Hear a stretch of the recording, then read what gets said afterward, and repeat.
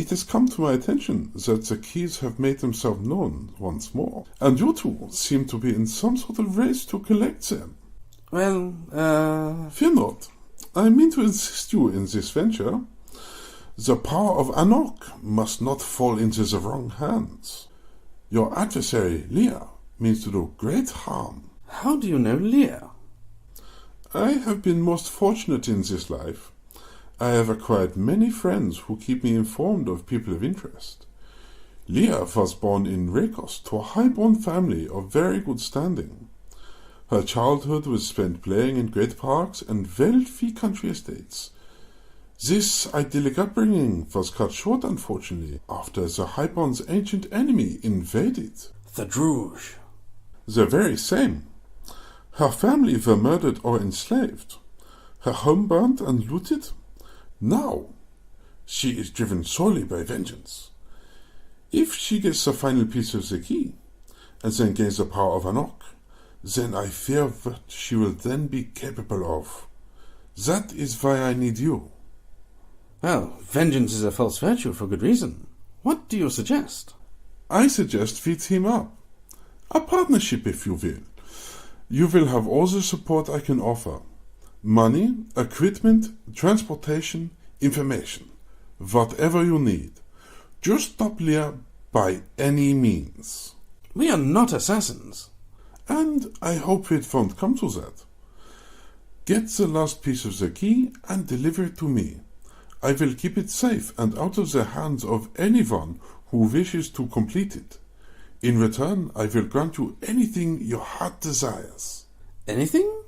Anything. Take this ring and wear it at all times. Yeah, the emblem is a scorpion. Yes, my friends will identify themselves with the same insignia. They will assist you in any way that they can. Now, if we have an agreement, I have a ship waiting for you at my private moorings. Derek will go with you for your security. Yeah, Lord Reinhardt, thank you for your help. We will try not to disappoint you.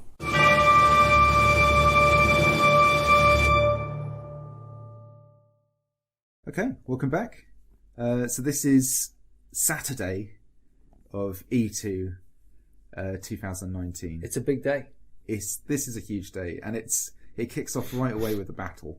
Yeah, so we had breakfast as per now, lovely. which was nice, and then headed out to battle. And who were we fighting? We were fighting against the Grendel. No, we're fighting against the Jotun. Oh, it's Jotun. Of course it was. Of course it was. We're fighting against the Jotun in Liafafan, which is this territory where the Valorn is, but the Jotun forces, and Jotun are kind of like orcs, and Valorn It's are where like my plant business zombies. was. So it's like I have... That's one of the only places that Navarre really own, right? Yeah. We had actually a bunch of places, but I think that's one of our kind of border places, which is under threat. It's always under threat with the Valorn in the forest and all that. And then the horrible Jotun shit. now the moving Jotun in. showed up. Yeah.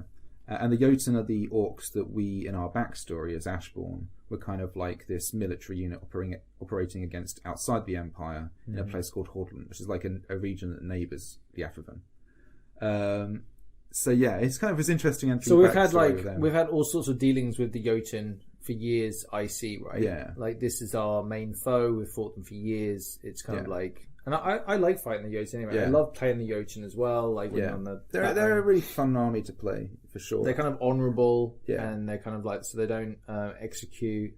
They have like a rule, which is so they're not allowed to execute imperial citizens apart from the Navarre. Yeah, and that's because we execute so many of them. Yeah. Yeah, there's no love between Navarre. They call us, what is it, Imperial Druge? Yeah. Yeah. Like, It's so good, and I love the fact that that's a Navarre thing. And you'll see people who are, actively executing the Jotun, and that's brilliant. Let's get into it, right? So we all tool up. Yeah. All of us go. Even Sinwig from the Boar's Head comes along, right? This is his first battle, I think, at Empire. Yeah, he's got no armor. He's got like a club or something. But he's got like a magic staff. Oh, he's a magic staff. Yeah, he can. I think he can shatter things and all kinds of crazy stuff. Right. Yeah, he's real business. Right. So it's really fun heading out with him, or heading out for this big fight, right? Yeah. So we go through the gate, Now, I can't remember. Did we fight anyone on the way to the actual the next, like the border gateway through to the forest? I don't think so. I think it was completely clear when we just walked through. I think it was 2. I mean, at that night, this is such a big battle and so important. And so much happened, right? Yeah. But also, like, a lot of the kind of like the problem that we have with storytelling afterwards is because you're pumping full of adrenaline. Mm-hmm. There's so much going on, right? It's like it's an intense thing. You're trying to soak it all in, but ultimately what stands out is the emotions of it. You're going to battle as your character, right? Yeah. This is the big one. There's a lot can go wrong. A lot can go really well. It's a really big experience, right? Yeah. Thousands of people on the field, all going at it, right? Yeah. So, start of the battle. We head across the big field, and go go through through the the gate, Yeah. and then we go through the gate into the forested area, right? Right. The forested area, if you think of it like there's brush all over the place and trees, so it basically creates these corridors. Yeah. Definitely. Right? Yeah, definitely. So think of it more like there's entwining corridors of different ways that people can approach each other, just through the way that the ground is. Yeah, and also the refs are pretty good at like helping direct people around these kind of potentially troublesome areas. And I think also players are pretty good as well, like they yell hole or whatever. I mean, I think that the thing is the natural barriers are kind of substantial enough that you are encouraged down these paths. But or sometimes the push of battles can. It feels very, I don't know whether it's just because the people trampling up and down in these areas, but they look, after not very long amount of time, they look like actual pathways going through stuff because people, just the leg work on it. Yeah, it's great. It's fantastic. So yeah, the main objective of this mission is to basically take out 3 kind of particular orcs that are going to be part of this Jotun force. And there's a war leader that's in the fort. I think there's like another war leader that's basically outside, like a military leader. There's one in red. Yeah, that's that. And there's one in white. And so the one in white is the ritualist mage. He's going to be casting some kind of ritual that would be bad for the region. I can't remember exactly what it was. And that was the target of the Navarchers. So I was with the Navarchers, and there was a big group of us, and it was really cool this time round. So there's people who I know visually who are part of the group. Yeah. But there are also, new people who are joining us. And we had I think it was 12 Navarchers heading out.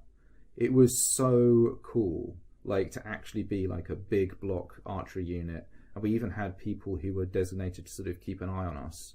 So we had Robert with his shield and some other guys who were part of the unit with spears and stuff. It was really cool because it just made it feel like we were actually part of the military, right? We weren't just somebody, as I say, playing a fairly, and I think I've said this before in previous so like a events, solo game, a solo game being an archer sometimes. But yeah, now we're kind of much more integrated into the military. It was great, and basically one of the things is the Jotun don't use bows. So I've got quite a few arrows, but the problem is once you start firing them, and if you're firing them at distance at particular targets that may be behind lines, you're not going to get those arrows back, so you have to watch your ammo. So we were all trying to conserve our ammo until we took this target down. And so we're pushing through the gate. I should take a step back. We're pushing through the gate and we're advancing towards all of these different objectives. And Navarre kind of joined the main push, I think, that was basically after the targets that weren't in the fort but were out on the field. So the ritualist and the other target. And it was just constant skirmishes against these quite strong forces of Jotun, wasn't it? Yeah. I mean, you guys were on the front line, and it looked tough at times. It was. I would say I want to go back one thing. Yeah. Remember I said about training the new recruits? Yeah. The lady came up to me just before we left the battle and said to me, "Do you want some potions?" Yeah. And I'm like, that's a really nice thing. I was like, no, I'm fine. I've got some because you gave me a couple of bits. I was like, no, I'm fine, thank you. But it was a really nice gesture that new players. She thought I was a new player, so I was like, oh no, thank you very much. But it was really nice to kind of that circular, knowing people and helping each other out thing. Anyway, that's cool. It was really cool. The actual battle itself was each individual little corridor had its own little battle. Yeah. Right? And the whole thing was a giant war. And it was some corridors are sort of bigger than others. Some of them were really having an easy time. Some of them were stalemate. Some of them were cakewalks for our forces, right? And it's happening all over the place. Yeah. Like, it's everywhere. And it's like sometimes there's like people like drawn for your line, so you charge them, but then you're out of line because there's no one to support you in this new flank, It's really interesting to be playing an archer in that situation because you're behind the line and you have a view of all of the different lines and movements of all the different bubbles. And obviously we were trying to pick out this one target, but it gave you a kind of a real insight into where was getting pressurized, where was advancing, and sometimes advancing without support of other units is potentially risky as well. It happened a lot. But it was it was fantastic. Like it looked amazing as a spectacle. Like there was a bit where we saw the target and we were sort of occasionally taking shots at it, and then obviously the opposing force realised what we were trying to do, because being archers, people in light armour like this mage was, will go down with one hit if we manage to get them at range. So they started sort of forming a little shield walls around this target, and there was a bit where basically me and Kaylee kind of had an opportunity to target this archer a distance. So this orc we're trying to take out a distance.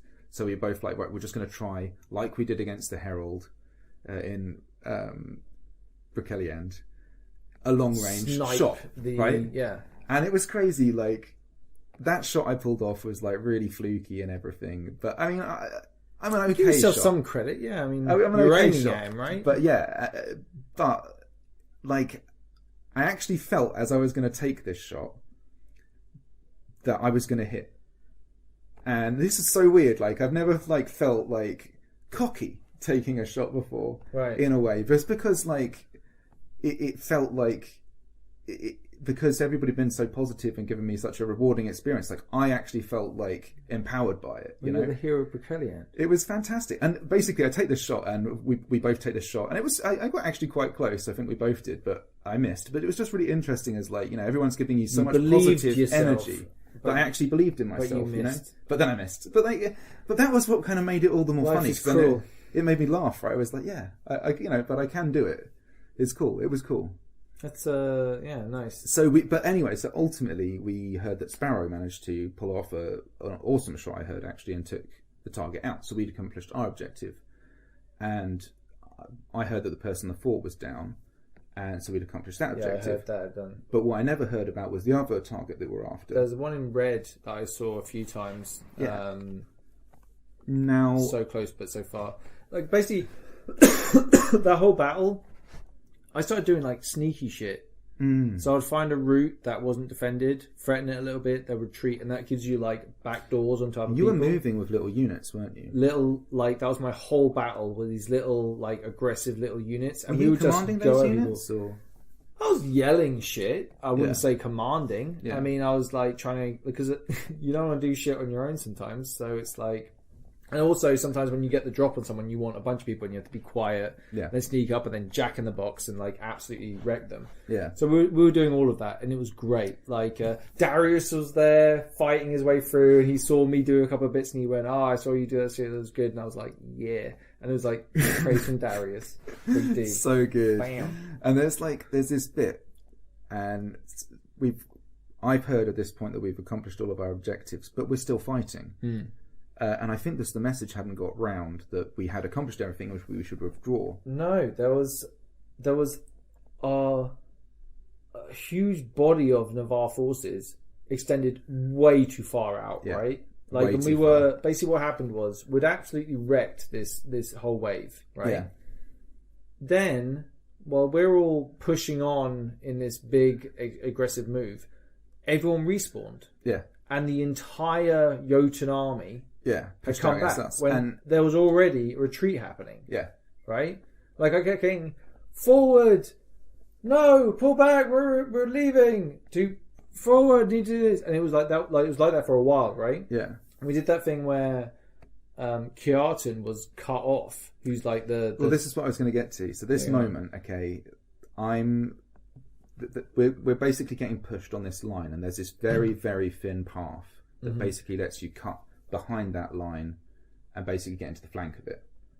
And Kjartan and a few others had spotted this hole, and we're going to push through it. Now, simultaneously, I wasn't sure if you were aware of this, but you and the unit that you were with on this other side of this kind of medium bit of wood that's between us were there, and you were kind of crouching down, ready to do a massive swing round and hit them from the back. Yeah, we had this perfect, like, what appeared from where we were standing, this perfect, like, little run round straight into the side of them, and it would have been devastating. But what happened was, as soon as Kjartan and his sort of band of brave Navarre ran out into this opening, our line got pushed back to by which point that corridor that he'd ran down, which was only like a foot or so wide, just got cut off and overrun. It's cutting him off and his group, which was just a small... No, we tried to charge that area. Well, yeah, and then you were charging from the other side. But as soon as we went around the corner, it was just boggy ground. So it became, instead of this big runway straight into their side, it became like these 3 individual paths, and it was a non-starter. Yeah. So that's when things started to turn a bit south, right? Yeah, things went crazy. So I bugged out at that stage. Like I headed back. I tried to. Everyone was pulling back, and I was encouraging people. And it got like pretty hairy at times. Yeah, dude. There were like people running, and it was like you didn't really know what was going on. And you're like just trying to stay trying to turn as much as possible because you're like everyone else is running, and it's just like we could get charged down at any point. Trying to defend that, like the last line, and then things kind of chilled out. I don't know what happened to you at that stage. So at this point, I'm with like the main line, because you were kind of the force that was flanking around the side. So I'm with the main line that is just rapidly retracting. Rapidly retracting, and I'm like trying to say, bear in mind, I don't know what's happened to you or any of you guys. So I'm assuming you're okay at this point, but I know for sure Kjartan and his force are cut off deep behind lines now. So I'm trying to get people to stay. It's literally the other side of the forest. Yeah, right? So I'm like, well, I mean, I can see the spot where they are, but it's 20 meters can be a long way in LARP when you've got to fight through an enemy, and they're pushing us hard and we can't hold them. And I'm trying to like tell people we have to stand, we have to push back, and they're just not having any of it because we're just getting absolutely overwhelmed. Rightly so. I heard someone yell about Kjartan being down, and also Brenos. Yeah. Brenos is down, or Brenos is cut off. Well, we better go back then. But the entire army had pretty much left, right? So we've been absolutely buckled. There was this. We'd achieved the objectives, and we should have left long ago. But the problem was that it was like there was overcommitting and over like ambition, which is a virtue, so it's not a bad thing. But it was like, and then the fact that as soon as the withdrawal had been sounded. People, we were still engaging because of personal bonds, which I thought was actually beautiful. Yeah, but it's like, that's why things went so badly. Yeah, I think we fought hard to try and get these positions back, but we just didn't have the strength to do it. It was a glorious fucking battle, right? So we basically just get smashed out of this area, and then we rejoin the main Empire force, which is actually back at the fort, obviously having completed all the objectives and essentially waiting for our withdrawal. And it was a long way, like, until we got back to them, just because we'd overextended so far. But I mean, it happens. But then I started hearing that it wasn't that Kjartan and Brenos were definitely cut off. That Tor, who's another military leader, was cut off. I saw then Lindir and Keys and Fire, played by Good Dave, and they told me that Ifan had got cut off. And I knew that there was no way to get back to you without immense personal risk, and it was kind of one of those things where I was like, I was really tempted. I was really tempted just to run off on my own and try and get you back. Like, and knowing that would get me killed. Like, I was really tempted to do it, but I think I wanted to do it, right? But I just felt, as cold as it sounds, that Talos wouldn't. Yeah. And dude, it was strange. Like, so from here on forth, this is the story of the death of Ifan Ashborn. Okay, man, it's crazy. Okay. Yeah. Wow. Yeah. Right. Let's do it. So, I had withdrawn to maybe halfway between, like, think of like a big salient poking out, and like here's where Kjartan and all of his forces are right at the tip of it. I am about halfway between them and the main gate, right? Yeah. And there's no one there to defend the retreat, right? Yeah. So I'm like, I rally a few guys around me, and I'm like, right, we're gonna like hold this line. How big's your force at this point? I don't know. It varied because people were coming back, retreating, and some people were joining when they saw a rally happening. So anything between like maybe 4 and maybe 12 at any moment, right? Like things are fluctuating quite a lot. Yeah. Some people are staying, some people are, and basically we start like doing some work, right? Yeah. We start like engaging a few people, holding the line off. and then like I was saying, with all these tunnels, right, it funnels people, right? So basically there was a big Jotun force off to our left, and that Jotun force got shifted by something and came charging straight down our tiny little line, which was a happy little skirmish between a certain amount of people, and we're winning and having a good time. And there was just a shit ton of Jotun that suddenly appeared and started rushing through, right? So I'm like, fuck, right? Like, obviously, like, and Lindir, Lloyd's there, and we're like trying to get away. Like, at that stage, it's like, it's just carnage, right? It's a blur in my memory because it was just so nuts. But everyone's running and charging, and all I hear is this, cleave! And it hits my leg. Oh no. So I'm like, I'm pretty tough, right? I've got like 6 hit points. I'm at that point completely healed. Yeah. I'm gravy, right? Nothing's hit me. But cleave to my leg is me going down. Yeah. And the thing is, with cleave, you have to sort of drop immediately, basically. That's the rules. So you have to drop immediately. So I did the good boy thing, and I didn't try and grab anyone and hobble me off or do any of that. So I went straight down immediately in this big run. And then everyone moved away over the top of me. Right. Right?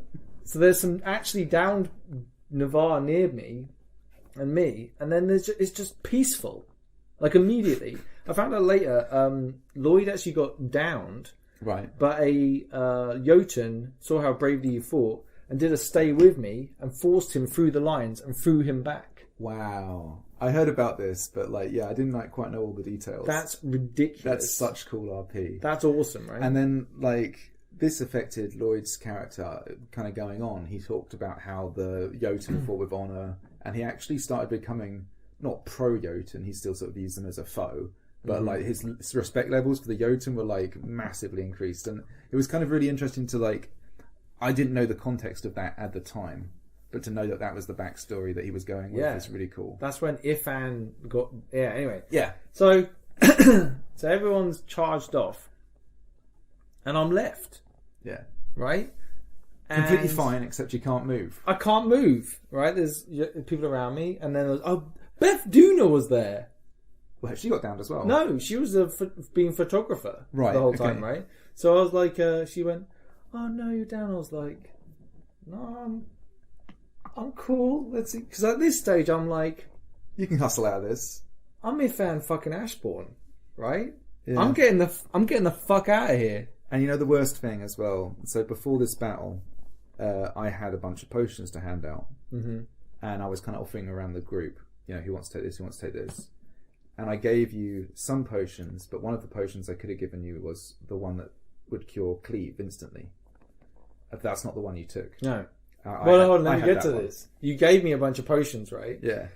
And I'm literally looking at, I've got a pocket in my shirt now. So I was like, I put them in there. So I was looking through them. Yeah. And I realised that neither of them were for cleave. Yeah.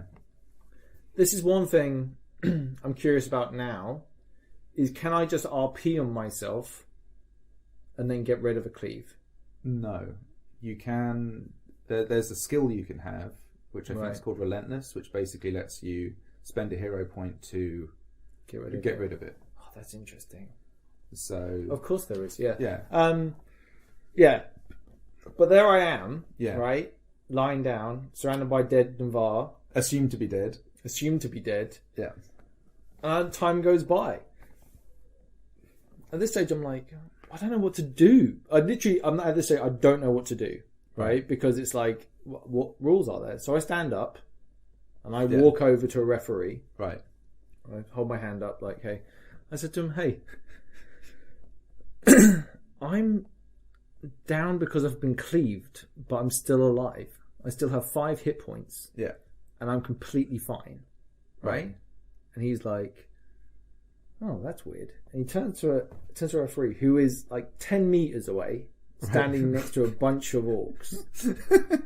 And he goes, hey, this guy's down, but he wants to know if he can, he's not down, but he's like, he's over there. And he goes, why doesn't he just run away? And he goes, because he's got a cleaved leg. And he goes, oh, I guess he's pretty fucked then. And all these orcs are listening, and I'm like, fuck's sake. So I walk, so these orcs start walking over, and I'm like, hold on, let me go back to where I was at least, right? So I walked back to where I was, and I lie down again. And then there's one orc, there were 2 of them. One was like a lady orc slightly behind him, and then like there's one orc, and he was like this sneaky like orc, and he was telling me, oh, you Navarre scum or whatever, you Imperial Druge. Yeah. And he kept on like, he carried on this like long monologue about how scummy you are, and he had this knife. And he went, I'm not going to stab you in the front, I'm going to stab you in the back, because that's all you deserve or whatever. And he gets up behind me, and he's like right behind me, right? But I'm still alive. And there's nothing stopping me from grabbing my sword, turning around, and just going, cleave on his leg, right? So he's instantly like, ah! Because I've just cut his leg off. And I start like smacking him.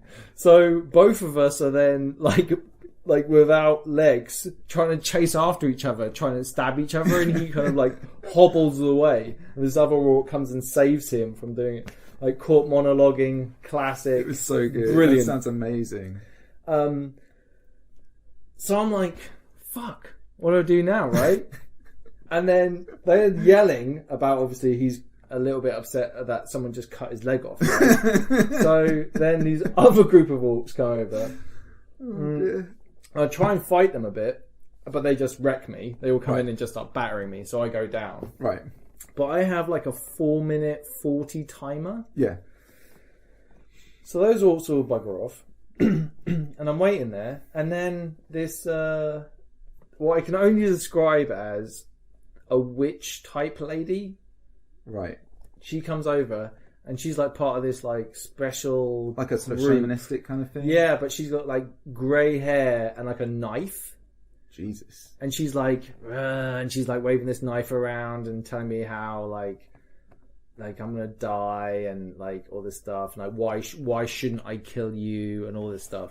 And I just start saying like, hey, listen, a lot of people, Navarre, were executing people, right? Executing Jotun. Yeah. And that's out of line, and I would never do anything like that. I executed 3 Jotun in that battle. So you lied. But it was better just to explain to the lady that I was a good soldier and that there was no reason to execute me. So I don't know why, this is weird telling it back now, because she didn't kill me. Right? Yeah. I just carried on talking at her and her kind of like chatting to me, and she just left me alone.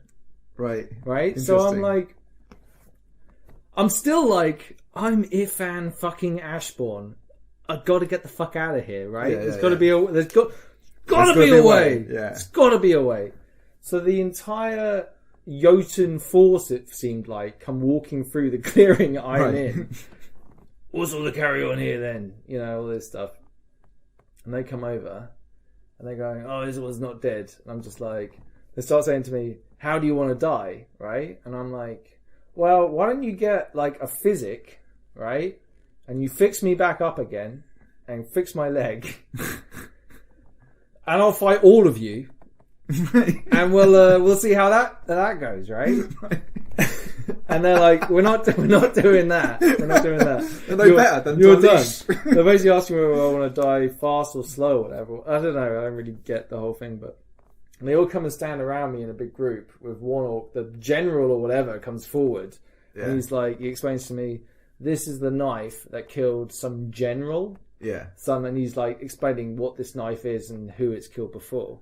and he says, so cool. He says to me, "What is your name? And do you have any last words or whatever?" And I just go, "I am Ifan Ashborn, and we will never be defeated," which is a ridiculous thing to say just before someone kills you, because obviously I am defeated. And I was thinking Ashborn. I was going to say something about the Ashborn, but that's just what came out. You're surrounded by 30 people, and you're doing this, and it was a lot. It was a really touching moment, but it was a lot. So, and then the guy gets his knife and he stabs me in the chest, right? And I'm like, ugh. And I lean back, I die, and then he went, give him a hero's burial or whatever. So they got the sword and put it on, so the hilt was where my chin was, right? And the blade crossing down my body, and then the shield on the side. Wow. Yeah, so they left me there, and then they were all like, "That's like a way to go out." Oh yeah, I should mention. So there was a Navarre next to me when I cleaved the guy's leg. Yeah. The Navarre guy was laughing his ass off. Everyone was like, found it hilarious that I would like cleave this guy's leg. He was dead, like lying there, like, like everyone. It was so fucking good. Oh. Like it was okay, like. But it was so icy for Navarre, right? That kind of Navarre attitude of like. Well, it was also like I'm like. That's what Ifan does, right? I don't know who. Like we all want to. I don't know. I've never been tested as a human being. Whatever. We all have our life experiences. But Ifan Ashborn was just like, nah, he's an indestructible killing machine. He has to keep going and always be up for the 1% that might actually get him out of there. At all times. And it was such a great way to go out against the Jotun. Who were like... Brought the circle of the story. It's perfect. Anyway, so, I get up, walk back. Yeah. Claire Evans is there. She's like, "Oh, do you die?" And I'm like, "Yeah." And she's really upset. I'm like, "No, it's fine. It's fine. It was pretty good." It was a pretty good, right? Yeah, that's about as good as a death can be, right? Like, I'm envious of that death. And, so I'm walking out of the monsters area, and... just walking next to me is Dave Kimball White, who I did the new player episode with. Yeah. And he's like a really, like, he's like a chill, like, kind human being, is the feeling I get off him when the brief time I spent with him. But I come by and I say, "Oh, I died." And he goes, "Oh, that sucks." And he goes, "Yeah." I'm going, I don't know whether I should go terminal or not, right? And terminal is where you're effectively dead, but you can spend a little bit more time in Anvil and do stuff, but you can't actually do anything. Yeah, right? So basically the rules are that at the end of the event, your character dies. And you can basically play as your character for the rest of the event, but you have to obviously act like you're in a terminally sort of injured state, right? And you can't be healed. There's no game mechanic that can stop it at that point. Your character will die at the end of the event. And it's up to you when you choose for your character to actually die as well. So you were kind of deciding whether or not that was the route you wanted to go. Yeah, I was just like, should I just leave it there, done? And I said to him, like, what do you think? He just went, if you're at all unsure about it, then go terminal. Yeah. And I was like, I'm so glad he said that, because it was so good to do it that way, right? I think this is for my situation, and bear in mind, all of this sounds very narcissistic now. I'm telling this as a story, but it was a really great experience to do, right? It was fantastic. So, my next course of action, I go to the medical tent. Right? So I'm like, I want to look the part, right, of being all wrecked up and bloody. So I go and see the medical people. I walk in there and I'm like, ugh. And they're like, what happened? I'm just like, ugh. I was in Brookhillian. I was like really delirious, and I sat down on the table and I went really quickly, like, I'm terminal. Right. But I need to look the part. For the next, so I said, like, go fake blood crazy, right? Like I said to them, like, just go nuts. Yeah. So they were like, again, they started up here and they were like, ugh! They were looking at my insides, being like, I said, I got a dagger to this chest or whatever, and they're like, oh god, and they're like trying to do all this stuff, and I was just like, give me something to make me feel better, and I was like, I kept yelling, like, give me 7 hours. Give me 7 hours. You know what I mean? So cool. I just need 7 hours because I thought that the Coctopus play would be in the evening, right? So I was like, so I was trying to do all this stuff, and they were like, all right, drink this. So I drank it, and they were like, I was like, what is this? And they were like, oh, it's herbs. So like it's a mix of different herbs, right? Giving like a bit of a winky face about what might be in it. I'm like, why is it so colourful in here? Like, wow. Do you ever see that many rainbows in the sky at one time? You know what I mean? Like, trying to be like, I was tripping balls at the time, but like, I couldn't feel any pain. Yeah, it was so good. So I get up, and my next course of action is to go to the Brass Coast. Right. There I am. They've covered with blood all over my face, but I'm already covered in red and black. Yeah. Like face paint because of the battle. Yeah, all of it was merging together. Yeah. So I just look like this, like ridiculous red person. Yeah. Head in there, and I'm just like, oh, I bumped into Lanius, by the way. Right. I said hello to Lanius. He said he had seen you that what happened to you, and I was like, and I was just like dying all over the place. So I saw him. Anyway, so I get to the Brass Coast, ask around, find out where they are, and I'm just like, they're like, so I'm listening to them chat, and I'm like waiting. I'm like, waiting for a polite point of time. I'm like, eventually I'm like, I'm looking for the Coctopus people, and they're like, oh, hi, this, and I'm like, hi. So I explained to them that I've, what time I want to play on, but I might not, make it because I'm a little bit dying. You know what I mean? And they were like really nice about it, and I was just like, right. So my plan was to do with the whole Coctopus play. Because bear in mind, we don't know that he's booked this. Yeah, so it's we don't know that he's booked this play to take part. The whole thing about it was going to be my secret surprise and be really sneaky about it. Yeah. So my plan was I was going to arrange what time it was on, arrange with all of you guys to meet me at the Boar's Head. Yeah.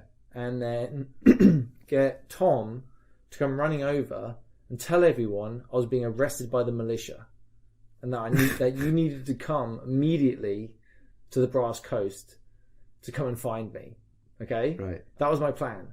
And then when you all rush over there, I'm sat there having cocktails in the Brass Coast ready for the thing as a surprise. Right. Obviously, sounds fantastic. Obviously dying fucked that all up. Right, yeah. Because what are you going to be like? What? Dead Ifan got arrested by the militia, but he's already dead. Like, what else are they going to do to him? Like, he's already... Anyway. Yeah. So I thought... So anyway, so I leave the Brass Coast, head back. I'm walking through the gate, and Big D is camped right near the beginning. So I just like slump against a tree, and I'm like, Darius! Darius looks over and he's like, Ifan! And he's like, runs over and he goes, what's happening? And I said, I'm like, explain to him that I'm not going to see tomorrow's light or whatever, And he holds me over his shoulder and heads me in. Then Sol, Farron comes by and he helps me. So my Ifan's two homies help him back to his camp. Right, and at this point we were pretty sure you were dead. Yeah. But visually seeing it and seeing Ben bring you in and sit you down on the chair, the rush of emotions that went through my head, right, were just like, I was so overwhelmed because it's like your character and everything your character means. But you're like, he might be all right. I was pretty sure you were dead immediately, just through the way it happened. But it was weird. It was a mixture of noob freeze and then kind of acceptance of that maybe it's okay. In this instance, so much like all of our game, all the stuff we talked about. It's like there's so much stuff invested in Ifan as a character and Talus as well. I think because as the Ashborn striding, there's loads of invested, right? Yeah. A character, like looking. I keep thinking, should I have like been like really emotional and run over or whatever? And like, no, I think everyone. I think it actually worked out well, and I think it especially worked out well because you delivered the awesome information. I was pretty like happy about the whole thing. Yeah, like because it was more like my character. I'll talk about him in detail now, seeing that he's dead, right? Like, why not? So he has this, like, we talked about it earlier, but like the idea that He'd been married, found the love of his life, got married, and then she had been taken away from him. He had been a rapscallion before. Yeah. Fell in love, straightened himself out, was living a really happy life, a really accepting life. Yeah. And then was taken away because a Briar went nuts and killed his wife. Right. Which he then killed. Yeah. Burned fucking Briars. But then seeking to join her on the labyrinth, but to try and catch up with her because of how virtuous she was. Yeah. He needed to die in an extremely virtuous way. So when it came down to scouting in Hordaland or whatever to try and, beat the Jotun, Yeah. that was a great way to die. Yeah. He signed up for it. But while he was out there, Yeah. he found scattered alone other lost souls, and they formed the Ashborn. Yeah. And that's like, he's like integral to the identity of the Ashborn as well, right? Yeah, there's a sort of a backstory with your character that we have that is kind of pseudo-religious, let's just say, and how your character and my character met, that we kind of have in part of the backstory for the Ashborn. And it's interesting having that element of your character, because it sort of it kind of always made this kind of like slightly special thing about your character. Mm-hmm. So to lose you was like, yeah, it was such a crazy rush of emotions, and I really, really enjoyed it. The guys were like all RP'd. It was really, really good. Had the Sparrow come over. That's so funny. And he just goes, what do you say? You says, silly sausage. Yeah, he did. He said, and then headbutted me. Yeah. And it was so touching, wasn't it? Yeah. And Sparrow's like just a fantastic guy. It was like, it was a really nice, I don't know, for a few words and a headbutt, it was extremely emotional. Yeah. And I think, you know what, like, like our characters aren't big in any way, right? We're not like major characters. Well, you're the hero of Brakelian. But okay, I don't know what you're talking about. But like, we're not like sort of nationwide known people or whatever as such. But there are people who know us, and some of those, the fact that those people have story with us. The people amazing. we know like and respect us. Yeah. Right? And that's like a really nice thing. They're so nice. Like everyone's so nice. And you get It's this little great. group of people who you It's can say hello to and interact it's with. It's so like straight after this, Yeah. we go off to the national standing. They read my name out because you guys reported me dead, which is totally Yeah. fine. But it was Yeah. like, I went,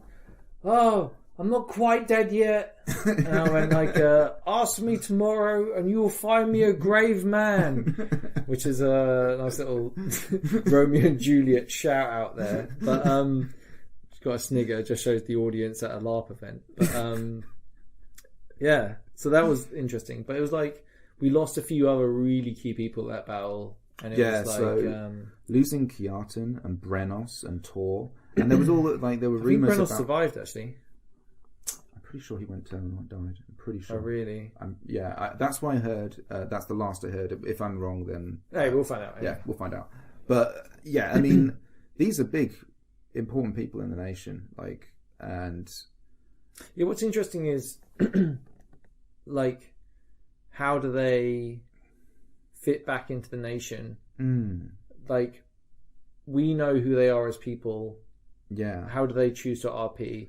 How much of their own personal character is just who they are, right? How you can't like care that much about like a nation and then not like step up because no one else is. Yeah. Right? Like if that's within your DNA and blood and your spirit, then it's like you're going to step up. You're going to do those things. So I'm really curious to see how things work out. And bear in mind, the fucking lucky second, right, after she was going to step up to being a general and lead all the...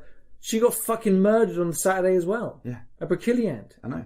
We lost so many people. Oh, it was the whole military leadership. The whole military leadership wiped out in one massive go.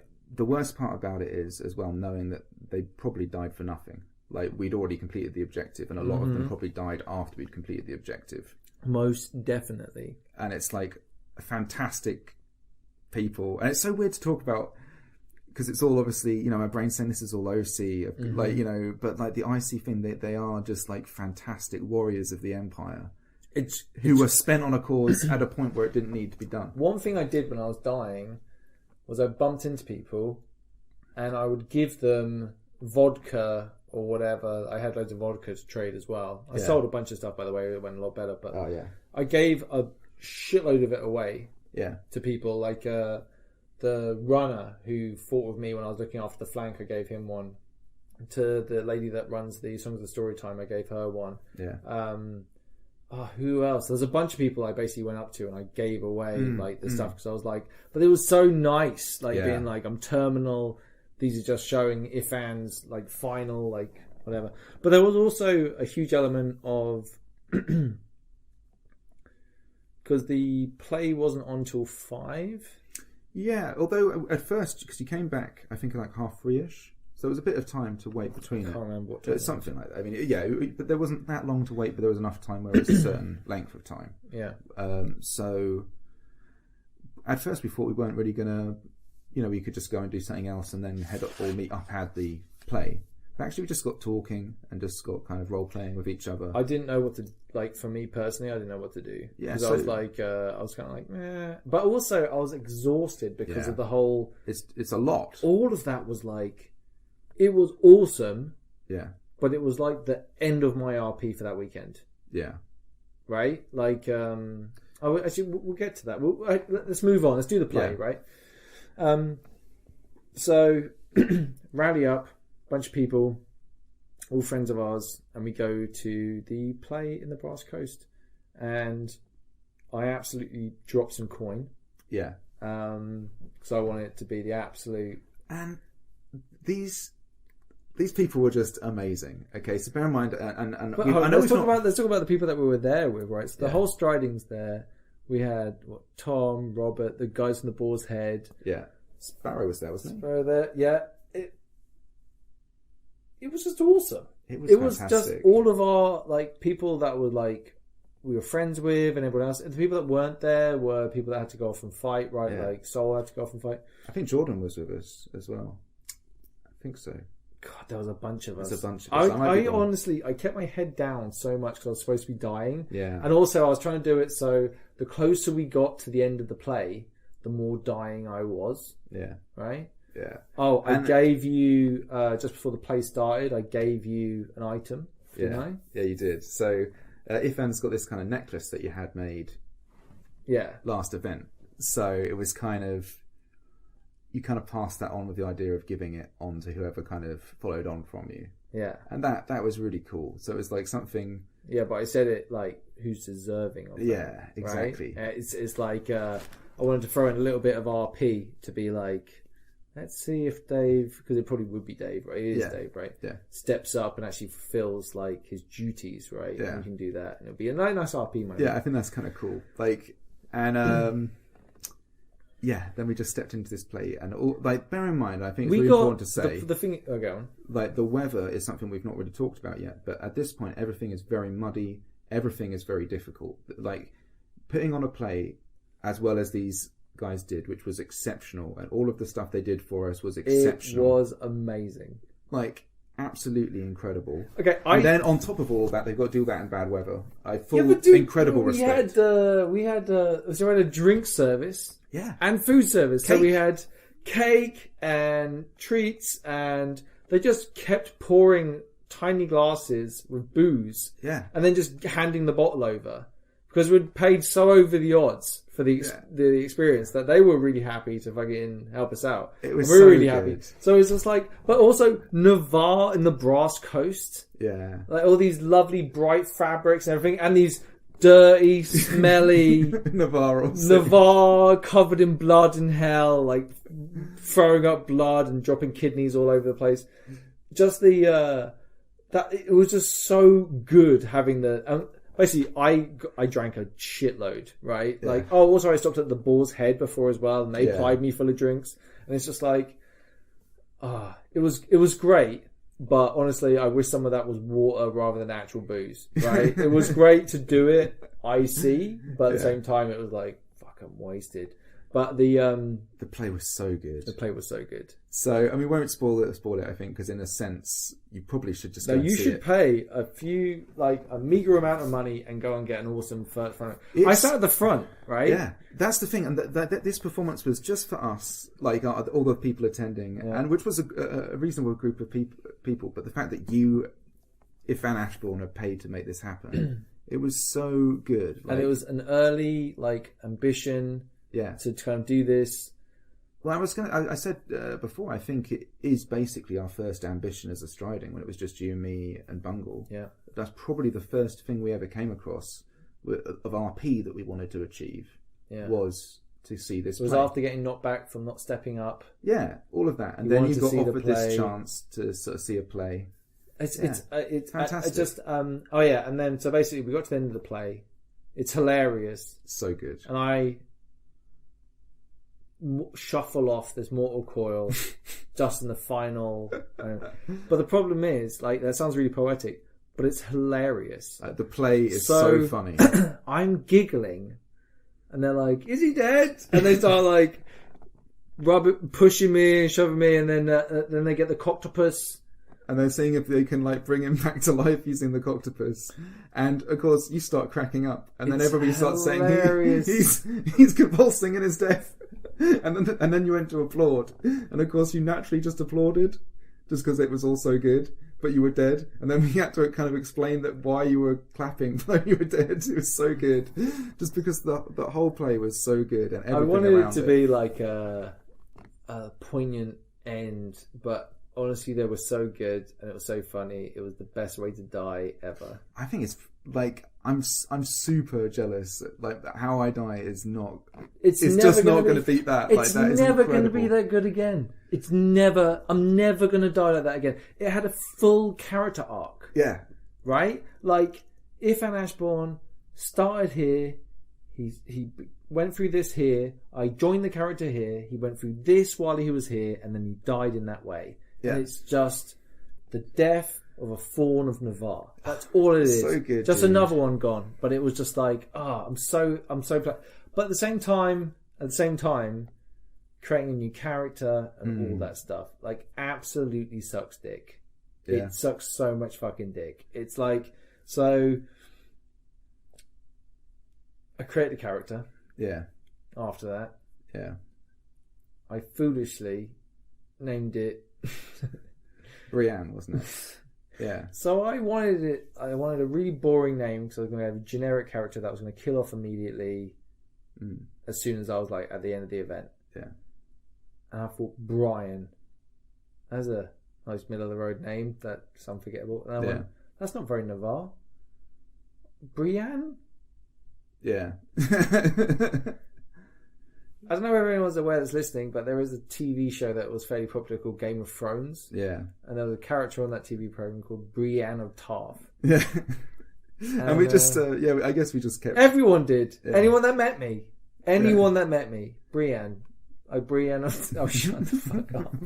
I made a huge mistake in giving myself that name. But no, it was... I think it was really interesting for you because you basically went to being essentially a bit of a viewer of the whole experience from then on out, right? When you took on this new character, because you didn't kind of really RP that much as this at all character. In fact, I avoided it when people were asking. It just felt a bit kind of not. It put me in an awkward situation that I didn't. It was still fun because I was at Empire, but I was no longer an active force in the world. Yeah, and that I really missed that. I think.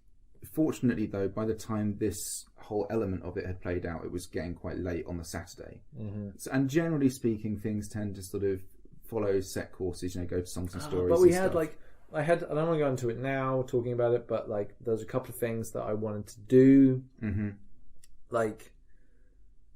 It put the brakes on things. Yeah. Right? The death was amazing. Yeah. But character loss is a very real thing, and it's yeah, I'm still let me put it this way, I haven't done my new character yet. Yeah. Right? I think you just need time to think about it. They've extended the downtime, so I want to do it before tomorrow. Yeah.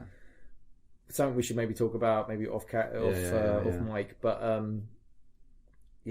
It's a lot, dude. I'm straight back there. I'm like trying to write that thing out. It's tough. It's tough, man. Like how you want to fit into the story, you know, what you want. All I know is I want to be more like lighthearted. Right. I want to be a little bit more of a risk taker. Yeah. Right. I want to maybe go a little bit against the grain occasionally. Yeah. Right. Like it's kind of fun doing it at first, but then if loads of people are being like, you know. But I think the other really important thing is that through you dying and you having this sort of this kind of leadership role in our striding, your death opens up, of course, the opportunity for someone else to take that position. Yeah. And it obviously wouldn't really work if you just stepped in as another character and took it again. No. So it had to be somebody else. Well, so I don't want it anyway, right? Yeah. It's kind of fun to see how someone else takes it. Was that there's a computer game called 1 Hour Life, right? Yeah. Where the whole game is like a top-down view. You spawn into a world as a baby. Yeah. And that baby is looked after by another person who is another player online. Yeah. Right? And each life is 1 hour long. Yeah. Right? And there are certain servers where, you know, you try and survive a lot of the times, but other servers, they try and build up some sort of mythos on the server, right? So each time someone's born, they try and do something to try and keep on a tradition. Sure. That's kind of the same feeling I have towards the Ashborn of having new characters come in and lead it, right? So because me and you basically talked it through, came up with a bunch of stuff. You created most of the back framework for it, right? Then maybe, what if you die next? Well, I mean, I wouldn't want to be the Chronicler of Woes again. Exactly. And I think, like, my one would maybe. I don't know who would want to do my position. I have. You know, I think there's people who'd be really good at it, and I think most, like everyone in our group, would be good at it. To be honest, yeah. Watch your back, motherfucker. Bam, bam, bam, bam. No, but I think that would be really interesting to see who would take my role, and I'm really interested to see what Good Dave does, being the new Ashkeeper, and it gives him an opportunity to step up into the game, and it's going to be like before, like you and me, we talk a fair bit OC sometimes about what we're going to do in our leadership role. And then we'll kind of see that out a bit as well. I feel now it's more like there's a structure and framework to our striding. Like before, our striding was something very metaphysical. Yeah. Now it's a much more of a real thing, right? Like it sounds very abstract, but it's like I think people are playing within that, right? Like, so over the course of role playing, you're essentially building on those architectural drawings you made for what your striding will be, and you know, slowly but surely you're building the sort of the house of what that is. Oh, did you just drop a metaphor of building a house here? No, so I think it's been really, really cool in that sense. And I think it's going to be really interesting to interact with Good Dave about things in the future.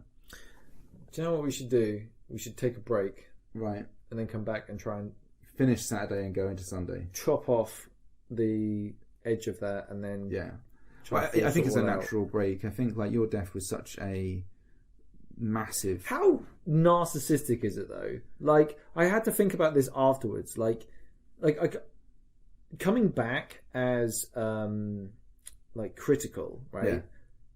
I think this was worthwhile. Yeah. I don't think I'll ever do it again.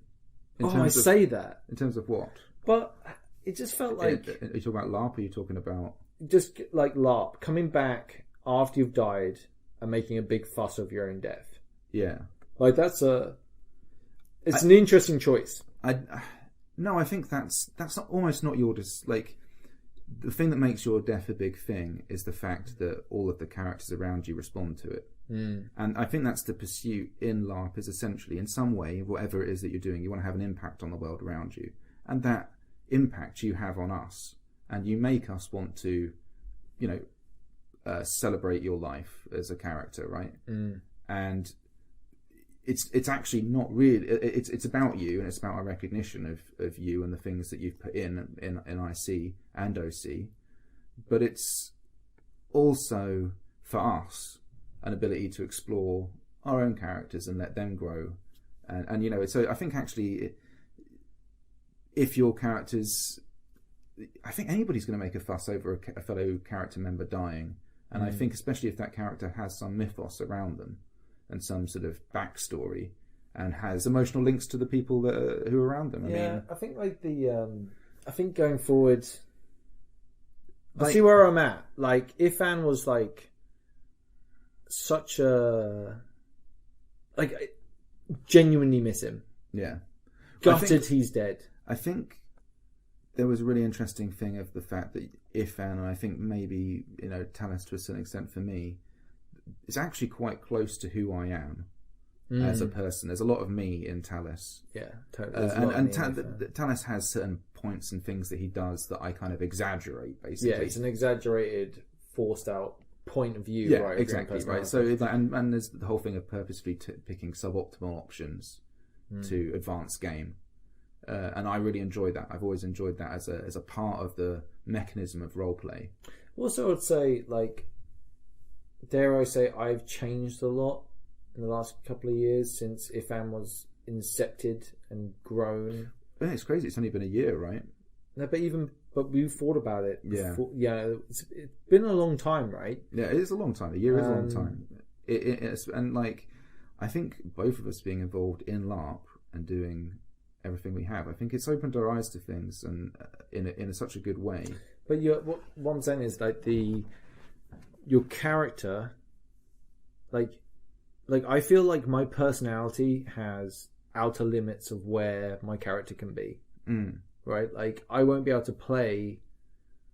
I won't be able to play. Like, who knows what's happening in the future? But right now, there's like limits on how far. Like I thought about like changing my accent or doing something different for my next character. Right? There's a lot of stuff that you have to think about where you're like, man, am I going to get sick of this shit? Like, immediately, do I want to kill my own character? Yeah, and I think there's also, you have to decide how much risk and how difficult you want that journey to be for yourself, and that's completely fine if you're not ready to go completely. I'm going to have some crazy accent and I'll be this, completely immersive all the time. You don't have to suddenly do that. You know what I mean? You can just, whatever you want, you can be. And I think you'll probably end up altering it slightly after the event anyway. Yeah, we're running out of time. There's so much more I want to talk about. This, like, should you just run away if you want to keep your character alive? That's a big question. Well, I think we'll get to sort of rules and things like that in the next one. My goodness. Yeah, it's a lot. Right. There's still a lot to go through for Saturday and Sunday. It's a big one, but this has been a really, really interesting and special. Isn't it interesting how we're already talking about stuff where we haven't just been out skirmishing? Like, we tried to go skirmishing on Friday, but it didn't happen. Yeah. But all this, it's a lot of things to think about and a lot of things to kind of like experience. Right? This is the heaviest we've ever RP'd, right? And I think that's something really we've only just scratched the surface of. Yeah, agreed. Yeah. All right, cool. Join us next time for other things. What a wonderful looking vessel. She's a bluff bow, lovely lines. She's a fine seabird, weatherly, stiff and fast. Very fast from the looks of things, if she's well handled. Shame that thuggish looking chap Derek is coming with us. There's something a little off about that guy. Well, maybe I'm just being paranoid.